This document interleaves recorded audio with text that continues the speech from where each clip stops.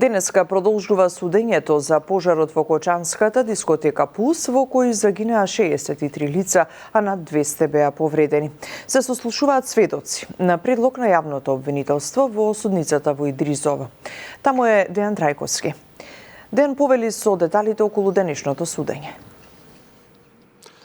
Токму така, Тања, се сослушуваат 5 сведоци денеска на обвинителството, меѓу нив се двајца преживеани од бендот ДНК кои вечерта биле со бендот и настапувале во Пулс. Во моментов токму сведочи Ана Костадиновска, придружен вокал на бендот, која што посочи кога дошле во дискотеката, кога започнале со настапот, но кога започнал и пожарот. Вели тоа се случило некаде на 4-5 песна, односно што сака нека биде песна на која во изминатиот период групата ги палела секогаш пиротехничките средства. Вели дека веднаш видела кога започнал пожарот, но никој тоа сериозно не го сватил, се додека не било повикано на евакуација.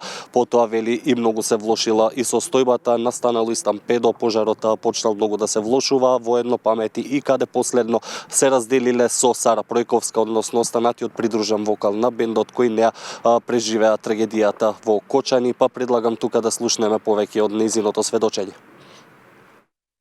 Кога тргнавме кон излезот, оние луѓе кои не успеавме да излеземе навреме, почна пукање. Многу топлина почна да се чувствува. Настана стампедо пред излезот.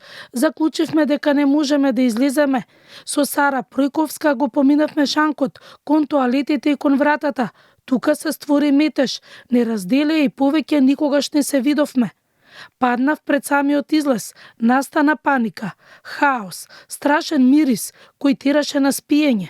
Еден дечко ми помогна, кој беше прилично свесен и не држаше сите будни во таа стапица од луѓе. И мислев дека нема да излезам. Имаше многу луѓе над мене, беше како сцена од хорор филм.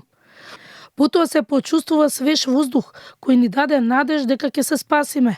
Се отвори целосно вратата и ослободив ногата. Мислам дека ме извлече Иван, дечкото од Виница кој спаси повеќе луѓе. Пред да започне рочиштето беше повторно побарано одлагање, овој пат од страна на адвокатот Петре Шилегов, еден од обвинетите, кој рече дека бара одлагање додека обвинителството не се изјасни за двојните аршини. Тој ова го поврзува со напуштање во домашен притвор на Артан Груби, велејќи дека тие кои што се тука и не бегаат остануваат во притвор, а оние пак кои се бараат со потерница и бегаат во држава се пуштаат дома. Да слушнеме тука дел и од неговото барање кое судот не го прифати. Ова е за нас непозната методологија на обвинителски проценки. Некои да се во притвор, а други кои биле во бегство да не се во притвор и да се пуштаат дома. Бараме одлагање на рочиштето и ОЈО да се изјасни за двојните аршини. Оти предметот кој го води ОЈО ГОК е по различни аршини.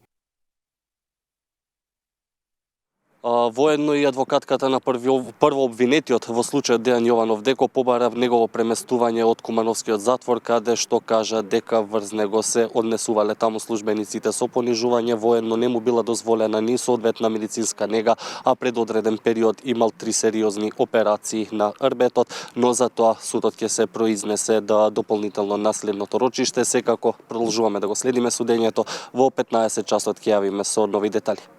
Ти благодарам, Дејан.